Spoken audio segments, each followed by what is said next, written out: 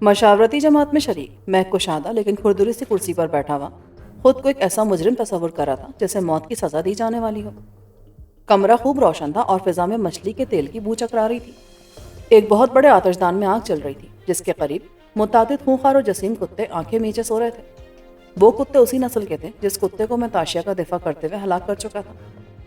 اس وقت کمرے میں کل 10 آدمی موجود تھے جن میں میرا واحد شناسا قمبر بھی شامل تھا، لیکن وہ مجھے مسلسل نظر انداز کر رہا تھا۔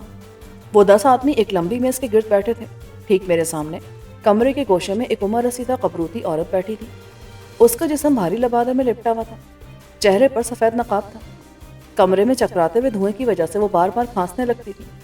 اس کے سامنے چوکور شکل میں کسی درخت کی چھال کے بڑے بڑے ٹکڑے رکھے تھے اور وہ ان پر کچھ لکھتی جا رہی تھی۔ میز کے ایک سرے پر شاہ یوتابا براجمان تھا۔ اس کی حیثیت مشاورتی جماعت کے سربراہ کی تھی۔ دائیں طرف قمبر تھا اور بائیں طرف ایک کثرتی جسم کا لہیم شہیم گنجا آدمی بیٹھا تھا۔ وہ بہت دیر سے بحث میں مصروف تھے۔ موضوع بحث میری ذات تھی، لیکن بحث کے دوران وہ مجھے یوں نظر انداز کیے ہوئے تھے جیسے میں کوئی بے حد حقیر شے تھا اور میری طرف توجہ دینا ان کے لیے باعث توہین تھا۔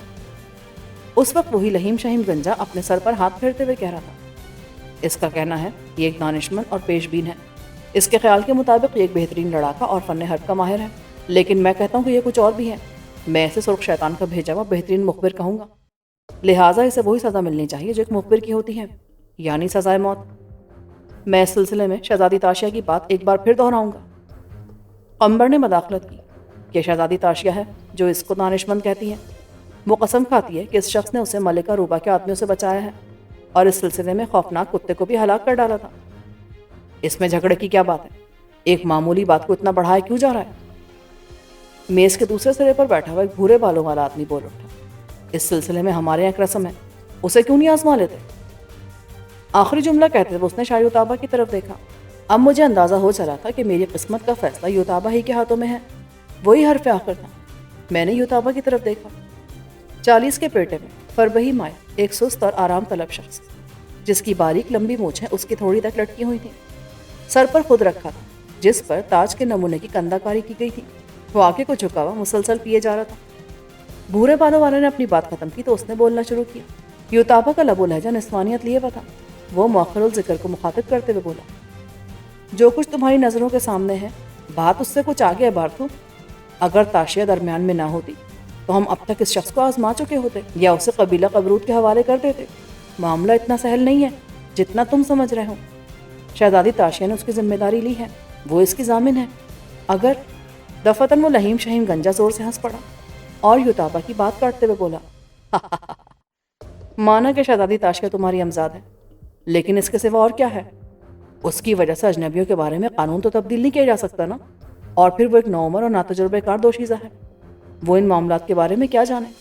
اقران اس وقت دشمن کی زد پر ہے، سرخ شیطان کسی بھی وقت چڑھائی کر سکتا ہے۔ اس وقت کسی اجنبی کو پناہ دینا خودکشی کے مترادف ہے۔ یہ یقیناً سرخ شیطان کا مخبر ہے۔ اس نے شہزادی تاشیا کو بہلا پھسلا کر رام کر لیا ہے، اسے شیشے میں اتار لیا ہے۔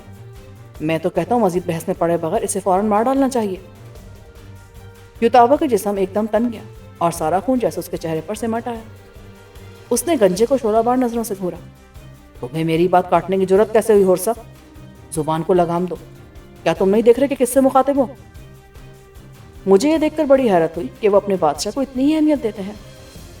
یوتابا بات جاری رکھتے ہوئے بولا، میں ایک بار پھر کہوں گا کہ یہ اتنا آسان معاملہ نہیں۔ بات صرف اتنی سی نہیں ہے کہ جس ہستی نے اس اجنبی کی ذمہ داری لی ہے اور ضامن بنی ہے وہ میری امزاد ہے۔ اہم پہلو یہ ہے کہ وہ شہنشاہ اہباز کی بیٹی بھی ہے۔ میں شہنشاہ اہباز کا دل میلا نہیں کر سکتا، یہ بات تم سبھی جانتے ہو۔ وہ زبردست، طاقتور اور جنگ باز ہے۔ یوتابا نے شراب کا گھونٹ لیا اور موٹے موٹے ہونٹوں پر زبان پھیرتے ہوئے بولا، اگر تم لوگ اس سلسلے میں میری مدد نہیں کر سکتے تو میں اس اجنبی کو قبرود کے حوالے کر دیتا ہوں، وہ اس مسئلے کو بخوبی حل کر لیں گے۔ ہرمس کی مار ہو ان قبروتیوں پر اور شہنشاہ اہباز پر، میں ان دونوں سے نہیں ڈرتا۔ ہورسا نے میز پر گھونسا مارتے ہوئے کہا، تمہیں ایک لڑکی کی زبان پر اتنا بڑا کھیل نہیں کھیلنا چاہیے۔ اس مخبر سے فوراً چھٹکارا حاصل کر لو، اس کا سر کاٹ کر سرخ شیطان کو پہنچا دو تاکہ دوسرے مخبروں کو بھی عبرت ہو۔ ہورسا اس جماعت پر حاوی ہوتا نظر آ رہا تھا کہ اچانک قمبر اپنی جگہ سے اٹھ کھڑا ہوا۔ اس نے انگلی اٹھا کر میری طرف اشارہ کرتے ہوئے کہا، یہاں موجود لوگوں میں واحد شخص ہوں جس نے سب سے پہلے اقران کی حدود میں اس اجنبی کو دیکھا۔ پہلی نظر میں مجھے بھی شبہ ہوا تھا کہ یہ مخبر ہے اور میں نے اپنے شبے کا اظہار शहजादी ताशिया से भी कर दिया था, लेकिन उसने मेरी बात सख्ती से रद्द कर दी थी। अफसोस कि शहजादी ताशिया को यहाँ नहीं बुलाया जा सकता। ये हमारी रिवायत के खिलाफ है कि किसी औरत को इस किस्म की महफिलों में शरीक किया जाए। उसके अलावा शहजादी शदीद बीमार भी है, मुसलसल गफलत और बेहोशी की कैफियत में रहती है, इसलिए उसके पास जाकर पूछा भी नहीं जा सकता। ये तमाम बातें अपनी जगह, लेकिन हम एक संगीन हकीकत से चश्मपोशी कर रहे हैं। सुरख शैतान अपने दरिंदों के साथ हमारे दरवाजे पर दस्तक दे रहा है, और हम बजाय उसके बारे में कुछ सोचने के एक अजनबी को पकड़कर उस पर अपना वक्त और तवानाई ज़ाया कर रहे हैं। मैंने कंबर की तरफ गौर से देखा। ये शख्स मेरी समझ में नहीं आ रहा था। मुझे हैरत थी कि मैं उसे अपना दोस्त समझूं या दुश्मन। आखिर वो मेरी हिमायत क्यों कर रहा है?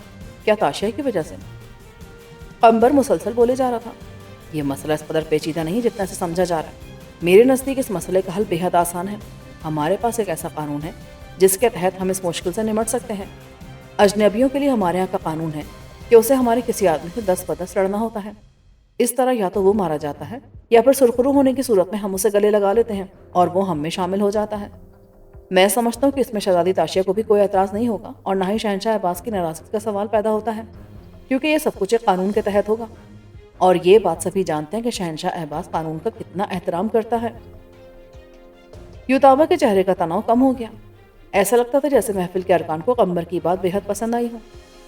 मैं समझता हूँ कि बेहतर होगा अब इस अजनबी को कुछ बोलने की इजाज़त दी जाए, क्योंकि इस वक्त इसके पास ज़ुबानी एक ऐसा वाहिद हथियार है जिसे ये इस्तेमाल कर सकता है। कंबर ने बात जारी रखते हुए कहा, मैं चाहता हूँ कि इस सिलसिले में राय तलब कर ली जाए तो अच्छा है। कितने लोग हैं जो चाहते हैं कि इस अजनबी को बात करने और अपना मौक़िफ़ ज़ाहिर करने की इजाज़त दी जाए। ये कहते हुए उसने खुद अपना हाथ उठा दिया। यकी बात दीगरे 8 अरकान ने भी हाथ उठा दिए। थोड़ा सा कुछ देर तो उन लोगों को कीना तो उस नज़रों से घूरता रहा। फिर उसने भी बादर नाखास्ता हाथ उठा दिया और खूंखार लहजे में बोला, मैं नहीं जानता कि ये शख्स कौन है। अशराफ में से है, आज़ाद है, निचली ज़ात का है या कोई मफरूर ग़ुलाम है। बहरा मोअज़्ज़ज़ अरकान चाहते हैं कि इसे ज़ुबान खोलने की इजाज़त दी जाए तो मुझे क्या एतराज़ हो सकता है। मेरे होठों पर बेसाख्ता मुस्कुराहट दौड़ गई। किस्मत मेरी मदद कर रही थी। युताबा ने कहा, अजनबी तुम बोल सकते हो। इंतखाब के ज़रिए तुम्हें बोलने की रियायत मिल गई है। हम सब्र व तहम्मुल से सुनेंगे, लेकिन ये बात ज़हन नशीन कर लो कि महज अल्फाज ही तुम्हारी जाबख्शी नहीं कर सकेंगे। तुम्हें हम में से किसी एक से बहरहाल लड़ना होगा, और उस मुकाबले का अख्तिताम किसी एक की मौत पर होगा। जिससे भी तुम लड़ना चाहो उसे खुद ही मुंतखब भी कर सकते हो। हम अजनबियों को अपना हरीफ मुंतखब करने की इजाज़त ज़रूर देते हैं। मैं अपनी कुर्सी से उठ खड़ा हुआ। मैं एक अजनबी हूँ और तुम्हारे तौर तरीक़ों से ज़्यादा वाकिफ़ नहीं हूँ। अलबत्ता जितना कुछ भी मुझे मालूम हो सका उससे पता चला कि तुम सब बेहद बहादुर लोग हो, लेकिन उसके साथ ही मैं तुम्हें अहमकों का टोला भी समझता हूँ। मैंने बोलना शुरू कर दिया। महफिल में भिनभिनाहट और तेज़ सरगोशियाँ गूंज उठी। फोरसा पाँव पटकता उठ खड़ा हुआ। तुम्हें जुर्रत कैसे हुई कि तुम जमात के अरकान की अंदाज में तौहीन करो? बैठ जाओ होरसा और सुकून से सुनो। कंबर हाथ फहराता हुआ बोला, हम इंतखाब के ज़रिए से बोलने की इजाज़त दे चुके हैं। जो ये कहता है उसे कह लेने दो। फोरसा घुर्राता हुआ बैठ गया। मैंने दोबारा बोलना शुरू किया, अगर मैं राखिल, जिसे तुम लोग सुर्ख शैतान कहते हो, उसका मुखबिर होता तो उसी लम्हे तुम्हारे सर उतार कर शहर के सबसे ऊंचे सुतून पर आवेज़ा कर देता। तुम यहाँ बैठे साल खुर्दा भेड़ों की तरह मिमिया रहे हो, जबकि सुर्ख शैतान हर लम्हे आगे ही आगे बढ़ता आ रहा है। तुम में से एक कहता है कि इस अजनबी को यानी मुझे मार डालो, और दूसरा कहता है ना मारो, कहीं शहजादी ताशिया और शहनशाह अब्बास नाराज़ ना हो जाए। तुम कुछ भी नहीं कर रहे हो, बातें बना रहे हो और मुझे बातें बनाने पर मजबूर कर रहे हो, जबकि इस अरसे में सुर्ख शैतान की पेशकदमी बढ़ती जा रही है। मैंने शाह युताबा की तरफ इशारा किया। और तुम सबसे बड़े अहमक हो। तुम एक हुक्मरान होते हुए भी हुक्मरान नहीं हो। यहाँ मौजूद लोग, शहर और शहर के लोग, तुम्हारे कब्जा इख्तियार में नहीं है। तुम जंग की तैयारी कर रहे हो, मैदान में खैमे लगे हुए हैं, लेकिन उन खैमों में क्या हो रहा है? तुम्हारी सिपा क्या कर रही है? वो लोग जाम पे जाम लौंडा रहे हैं, कहबाओं और फाशाओं के पीछे भाग रहे हैं। अकरान में दाखिल होते वक्त ये सब कुछ मैंने अपनी आंखों से देखा था। तुम्हारे सिपाही ये बात जानते हैं और तुम भी बेखबर नहीं हो। क्या तुम इसी अंदाज और इसी तेवर के साथ सुर्ख शैतान का मुकाबला करना चाहते हो? ऐसा लगता है तुम्हारी सिपा नहीं बल्कि ज़नख़ों का ताइफा है। सुर्ख शैतान खरगोशों की तरह तुम्हारा शिकार करेगा, क्योंकि तुम लोग उसके लिए नरम चारा हो। तुम मेरे बारे में सुन चुके हो कि मैं आम लोगों से मुख्तलिफ हूँ, शऊर और फैसलों में एक आम आदमी से बहुत बुलंद हूँ। ये बात बिल्कुल दुरुस्त है। मैं एक ऐसे दौर से आया हूँ जिसके बारे में तुम कुछ नहीं जानते, और ना ही इतना वक्त है कि उस दूर उफ्तादा दौर के बारे में मैं तुम्हें कुछ बता सकूं। सिर्फ ये ज़हन नशीन रखो कि मेरे दिमाग में तुम्हारी तरह भुस्नी भरा हुआ। मेरे दिमाग में बेहतरीन सलाहियतें पोशीदा हैं, میں سر شیطان پر غالب آنے کے لیے تمہیں ایسے جنگی حربے بتاؤں گا جو اس کے ذہن میں کبھی پیدا نہیں ہوئے ہوں گے، اور تمہارا دماغ تو ان کا تصور بھی نہیں کر سکتا۔ لیکن یہ سب کچھ میں اس وقت کروں گا جب اپنے منتخب آدمی سے 10 بدس لڑ کر اسے ہلاک کر چکا ہوں گا۔ تم اپنے ایک آدمی سے محروم ہونے کے لیے تیار ہو جاؤ شایوتابا، میں لڑنے کے لیے ہورسا کو منتخب کرتا ہوں۔ میں نے ہورسا کی طرف دیکھتے ہوئے حقارت سے تھوک دیا۔ میں نے قتل کرنے کے لیے تمہیں منتخب کیا ہورسا، اگر تمہیں خوف آ رہا ہے تو میں کسی اور کو منتخب کیے لیتا ہوں۔ ہورسا غضب کے عالم میں کھڑا ہو گیا، اس کا چہرہ غصے کی شدت سے مسک ہو گیا تھا۔ وہ میز پر گھونسے مارتا اور منہ سے جھاگ اڑاتا ہوا چنگھاڑنے لگا۔ تم بھگوڑے مخبر، غلام، بدذات طوائف زادے، تمہیں مجھ سے اس انداز میں بات کرنے کی جرت کیسے ہوئی؟ میں ہورسا، منابع کا شہزور اور سب سے بڑا جاباز ہوں۔ میں نے کتنوں کے سر جھکائے، کتنوں کی گردنیں توڑ دی۔ اگر میں تمہارا کلیجہ نہ چبا جانوں تو مجھ پر ہرمز کا قہر نازل ہو۔ میں ہورسا کی لنترانی پر مسکرائے بنا نہ رہ سکا۔ میری تدبیر کارگر ثابت ہوئی، میں اپنے مقصد میں کامیاب رہا تھا۔ میں نے ہورسا کو اشتعال دلا کر اسے پرکھ لیا تھا۔ وہ جلد مشتعل ہو جانے والا آدمی تھا، جو اشتعال سے بے قابو ہو جاتے ہیں اور جو جذبات سے مغلوب ہو جاتے ہیں، انہیں مغلوب کرنا مجھے آتا تھا۔ ہورسا، تم نے جو بکواس کی ہے اس میں اگر آدھی بھی سچ ہوئی نا تو تم مجھے بلا شبہ ابھی سے ایک مردہ انسان سمجھ لو۔ میں نے مسکرا کر کہا اور ایک بار پھر تھوک دیا، اے اجنبی۔ یوتابا نے میری طرف دیکھا۔ اس بار اس کے نسوانی لب و لہجے میں عجیب سی تبدیلی آ گئی تھی۔ اس کے دیکھنے کے انداز اور طرز تخاطب میں میرے لیے احترام تھا۔ اب جب کہ تم نے اپنا انتخاب ظاہر کر دیا ہے تو تم آج ہی ہورسا سے مقابلہ کرو گے، لیکن میں تمہیں ایک بات بتا دوں، ہورسا نے اپنے بارے میں جو کچھ کہا اس میں مبالغہ نہیں ہے۔ یہ بلا شبہ سارے معابہ کا شہزور ہے اور آج تک کوئی بھی حریف اس کی ضرب نہیں سہار سکا۔ ہرمز نے اتنی عورتوں کو بیوہ نہیں کیا ہوگا جتنی کہ ہورسا کے ہاتھوں بیوقی کی زندگی گزار رہی ہیں۔ اس طرح تو ہورسا گھاٹے میں رہا۔ کسی کی چہکتی ہوئی آواز سنائی دی، یہ اجنبی اپنے پیچھے کوئی بیوہ نہیں چھوڑے گا۔ اس پر محفل میں قہقہوں کا طوفان امنڈ پڑا۔ لوگ ہورسا پر فقرے چست کرتے ہوئے بےہودہ مذاق کرنے لگے، جس سے مجھے اندازہ ہوا کہ یہ سب کے سب عیاش اور پردے درجے کے احمق ہیں۔ یوتابا نے بڑی مشکل سے انہیں چپ کرایا۔ ہورسا جھومتا ہوا اپنی جگہ پر بیٹھا اور یوتابا کی طرف دیکھتے ہوئے بولا، چونکہ اس نے مجھے للکارا ہے اس لیے قاعدے کے مطابق مقابلے کی نوعیت مجھے اپنی پسند سے ظاہر کرنی ہے۔ یہی بات ہے نا یوتابا؟ اس نے اپنی شہزوری کے زور میں اپنے بادشاہ کو عجیب سے انداز میں مخاطب کیا۔ بے شک یہ تمہارا حق ہے، تم اپنی پسند ظاہر کرو۔ ہورسا دوبارہ کھڑا ہو گیا اور میری طرف چپتی ہوئی نظروں سے دیکھ کر بولا، مقابلے کے لیے میں آگ کا حصار پسند کروں گا۔ الاؤ تیار کرنے کا حکم دیا جائے، میں دیکھنا چاہتا ہوں کہ جلتے پیروں کے ساتھ یہ کس طرح رقص کرتا ہے۔ یوتابا نے ایک معمر آدمی کو اشارہ کیا اور وہ فوراً ہی محفل سے اٹھ کر باہر چلا گیا۔ ہورسا کے بیٹھنے کے بعد قمبر ایک بار پھر کھڑا ہوا۔ اس نے باری باری سب پر نظر ڈالی اور پھر میری طرف دیکھتے ہوئے بولا، اب جب کہ مقابلہ طے پا چکا ہے، قاعدے کے مطابق ان لڑاکوں کو ایک ایک معاون چاہیے جو بوقت ضرورت ان کے قریب ہوں گے، ان کے لیے اسلحہ برداری کریں گے۔ تم میں سے کون اس اجنبی کا معاون بننا پسند کرے گا؟ محفل پر ایک بار پھر سکوت چھا گیا۔ سب نے نظریں پھیر لی۔ ان میں سے کوئی بھی میرا معاون نہیں بننا چاہتا، میں نے قمبر کو مخاطب کرتے ہوئے کہا۔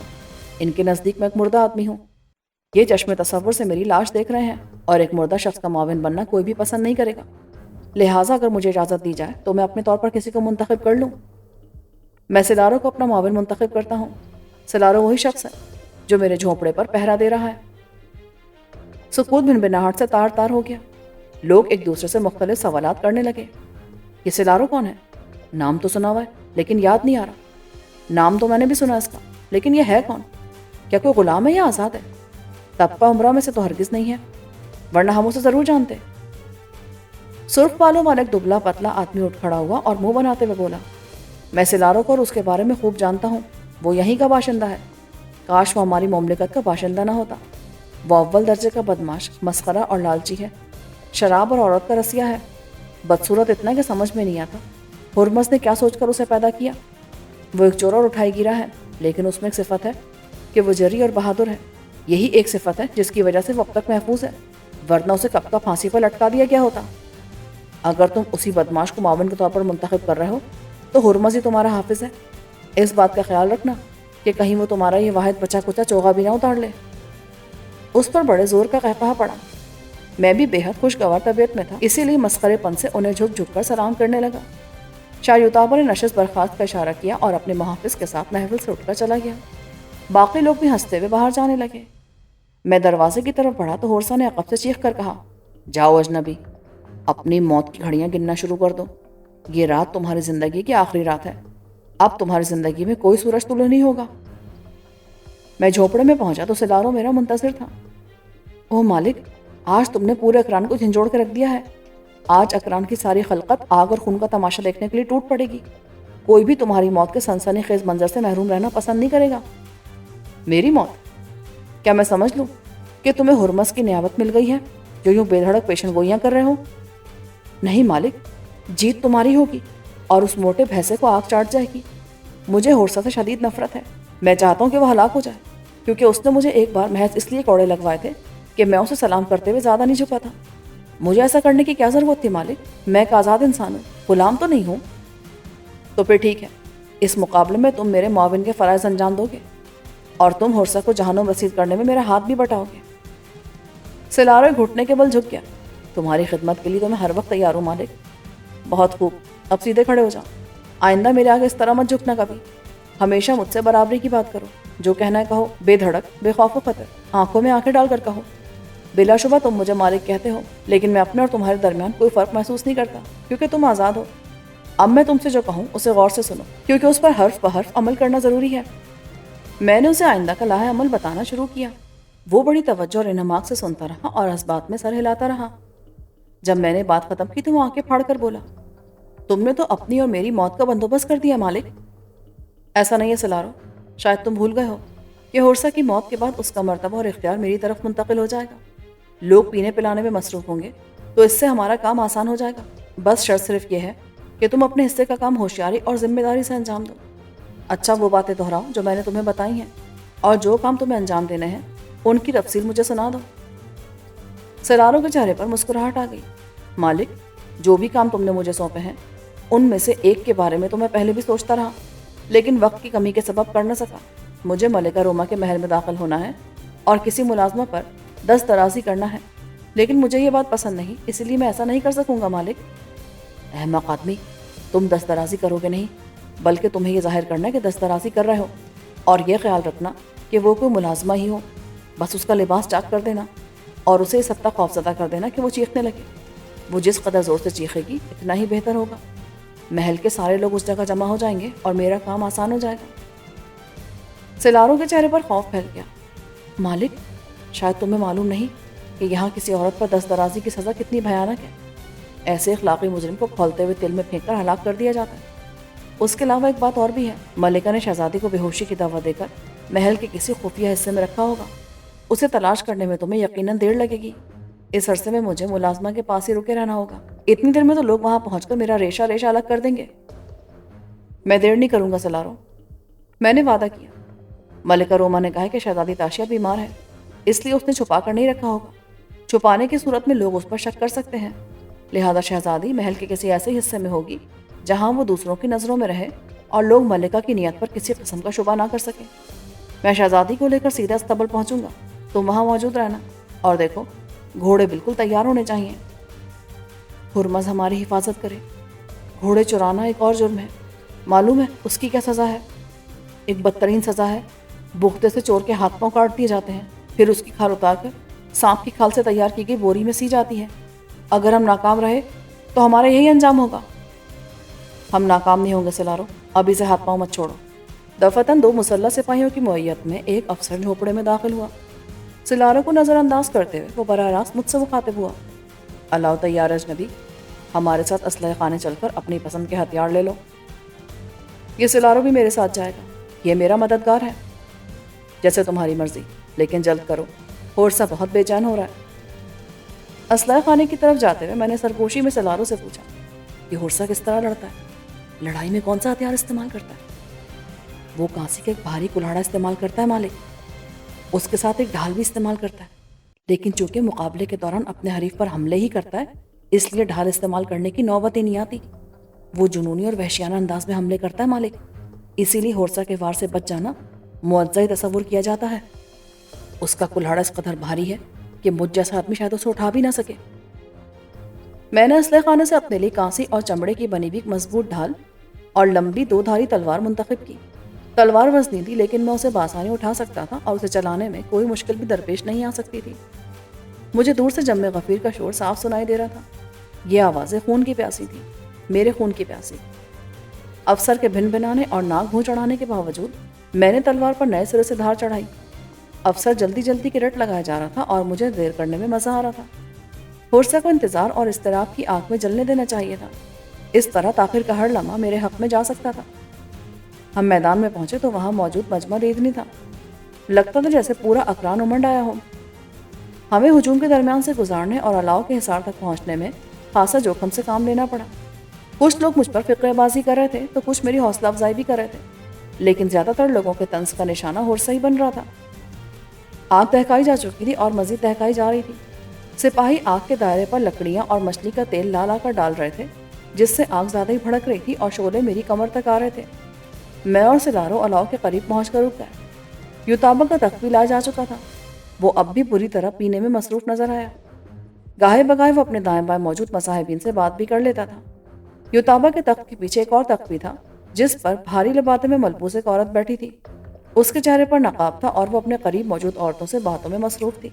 ایک بار اس کا کھنکتا ہوا قہقہہ فضا میں بلند ہوا تو میں نے پہچان لیا کہ یہ ملکہ روما ہے۔ یک با یک مجمع کا شور بڑھ گیا۔ ہورسا نمودار ہوا۔ وہ شعلوں کو پھلانگ کر دائرے میں داخل ہو گیا۔ مجمع کے تیور اور وہ منظر اس قدر بہیمانہ تھا کہ میری طبیعت عجیب سی ہو گئی۔ میں نے غور سے ہورسا کو دیکھا۔ اس کے سر پر خود نہیں تھی۔ اس کا گنجا سر شعلوں کی وجہ سے چمک رہا تھا۔ وہ ننگے پاؤں تھا لیکن جسم پر سرخ رنگ کا قیمتی لبادہ تھا۔